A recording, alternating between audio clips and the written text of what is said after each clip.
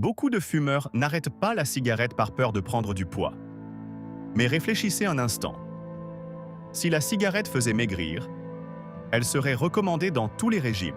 Avez-vous déjà vu quelqu'un l'utiliser pour perdre du poids? Enfin, non. Connaissez-vous des personnes en surpoids qui fument? Alors, vous avez déjà la réponse. Donc le problème n'est pas le poids. Le problème est ailleurs. Et je vais vous l'expliquer de manière simple mais très concrète. Votre cerveau fonctionne à deux niveaux. Un niveau automatique, qui cherche un soulagement immédiat, et un niveau plus rationnel, qui prend des décisions. C'est le cortex préfrontal. C'est lui qui amplifie votre volonté. Ce que beaucoup de personnes interprètent comme de la faim, ce n'est pas de la faim, c'est du manque. Et c'est là que commence l'autosabotage et les croyances. C'est le cerveau qui cherche à répéter un rituel. Et c'est ici qu'apparaît l'erreur la plus fréquente.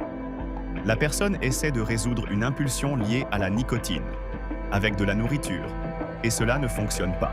Écoutez bien, votre cerveau ne demande pas de nourriture. Il demande de répéter un comportement. La cigarette, au-delà de la nicotine, est un rituel que votre cerveau vous pousse à reproduire. Et quand vous ne l'avez plus, vous remplacez ce rituel par la nourriture. C'est un système complet. Et quand ce système disparaît, le cerveau perd un repère. Alors, vous commencez à comprendre? Maintenant, je vous parle de la solution. La pause est la solution.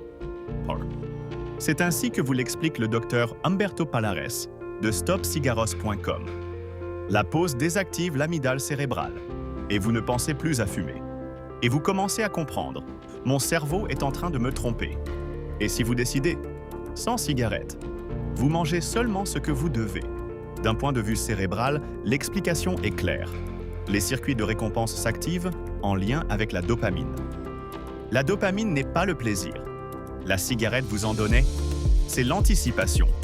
C'est ce qui vous pousse à répéter un comportement. Quand la cigarette disparaît, le cerveau cherche une autre voie rapide. Et la plus accessible, c'est la nourriture, surtout le sucre. C'est pour cela que beaucoup de personnes prennent du poids. Non pas parce qu'elles ont plus faim, mais parce qu'elles remplacent un circuit par un autre. Alors, au lieu d'essayer de contrôler la nourriture, vous devez comprendre l'impulsion. Quand ce moment apparaît, ne le remplissez pas automatiquement. Observez, respirez, attendez, faites la pause, sans cigarette, mais en pensant. Parce que cette impulsion passe, et la pensée répétée devient une habitude pour reprendre le contrôle. Ce n'est pas une question de volonté, c'est une stratégie. Avec le temps, le cortex préfrontal reprend le contrôle, le système se réorganise. Et ce que vous ressentez aujourd'hui comme un besoin cesse de l'être.